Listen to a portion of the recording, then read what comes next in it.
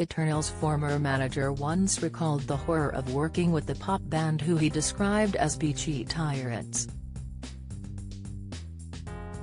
Jazz Summers, a legendary music manager, worked with Eternal after Louise Redknapp, then Nerding, and Kel Bryan had departed the band, leaving just sisters Easter and Vernie Bennett. In his autobiography Big Life, which was released in 2013, he described working with the Stay Hitmakers as an experience that effing haunts me, and said he reluctantly agreed to be their manager back in 1998.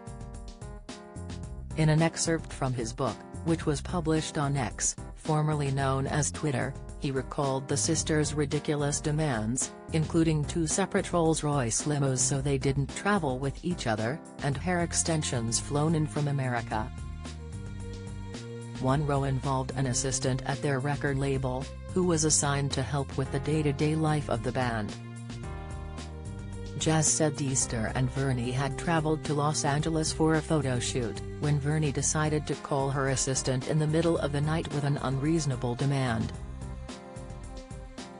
"20 minutes ago I ordered a hot chocolate. I'm a little worried, Sarah, because it hasn't arrived yet. Can you find out where it is?" Vernie reportedly asked in a call from her room at the Peninsula Hotel in LA to her assistant, who lived in East London.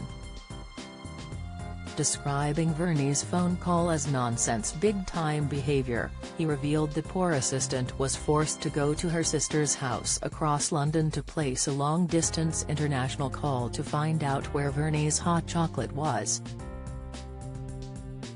Jazz then recalled a meeting with the sisters ahead of the release of their album, Eternal, in 1999, but his run-in with Vernie ended his partnership with the pop band.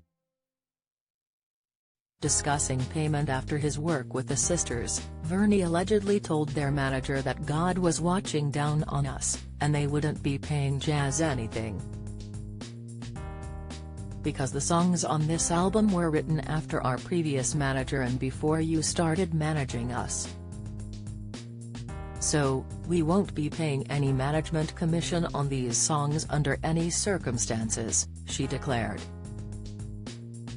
Furious, Jazz urged the sisters to reconsider, and after he was excluded from a meeting regarding their album at their record label, he decided he had no option. "That was the last straw. I had to resign," he said. He and his team were celebrating the end of Eternal drinking champagne at 10 in the morning, and other members of staff at their record label had described the sisters as Fester and Ernie. Jazz added, "The public had decided they didn't like them. It was simple. They'd been tyrants on TV and bitchy in the press."